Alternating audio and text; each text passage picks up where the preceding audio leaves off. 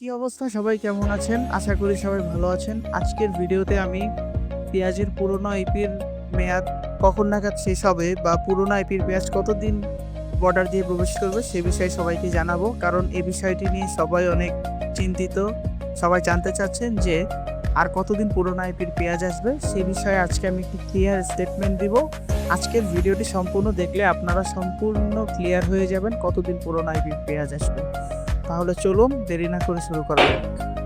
উল্লিখিত নোটিশে আপনারা যদি খুব ভালোভাবে নজর দিয়ে দেখেন যে নোটিশটিতে বলা আছে যে নিম্নলিখিত শর্ত সাপেক্ষে, আপনারা যদি নিচের দিকে দেখেন যে লেখা আছে নিম্নলিখিত শর্ত সাপেক্ষে, অর্থাৎ সেখানকার 1 নম্বর কন্ডিশনে বলা আছে 13 ডিসেম্বর 2025-এর মধ্যে চালান বা কনসাইনমেন্টে আমদানি করতে হবে। অর্থাৎ পেঁয়াজের যে আইপি ওপেন করা হয়েছে বা যাদের যেসব ইম্পোর্টারদের আমদানি অনুমতি দেওয়া হয়েছে যতটুকু পর্যন্ত, সেটা 30 টন হোক বা 50 টন হোক, সে পেঁয়াজগুলো আগামী 13 ডিসেম্বর 2025-এর মধ্যে ভোমরা বর্ডার দিয়ে আমাদের বাংলাদেশে নিয়ে আসতে হবে।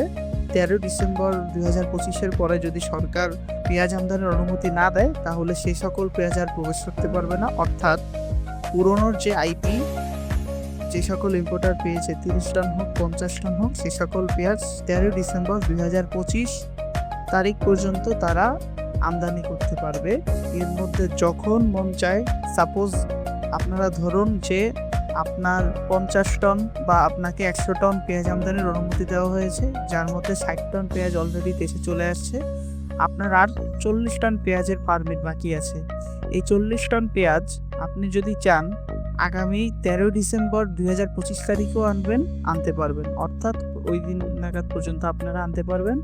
তাহলে প্রশ্ন হলো, কেন ইম্পোর্টাররা পেঁয়াজ ধীরে ধীরে আনছে বা সরাসরি পেঁয়াজ একসাথে নিয়ে আসছে না? এর কারণ হলো নতুন আইপি কিন্তু বন্ধ, নতুন আইপি দেওয়া বন্ধ, যার কারণে পুরোনো আইপির পেঁয়াজের আমদানির পারমিট থাকার কারণে নাসিকের যে মোটা পেঁয়াজ এলসি, ওই পেঁয়াজগুলোর বর্তমানে প্রচুর চাহিদা। এই যে 2-1 গাড়ি করে আনতেছে, যার কারণে বর্ডারে এইসব পেঁয়াজের ব্যাপক চাহিদা থাকে, যার কারণে সর্বোচ্চ দামটা তারা পেয়ে থাকে। যেটা একসাথে যদি তারা নিয়ে আসে, সাপোজ সকল ইম্পোর্টার যদি একসাথে 20-30 গাড়ি পেঁয়াজ একদিনে এনে কমপ্লিট করে, তাহলে কিন্তু একটা ভালো রেট পাবে না।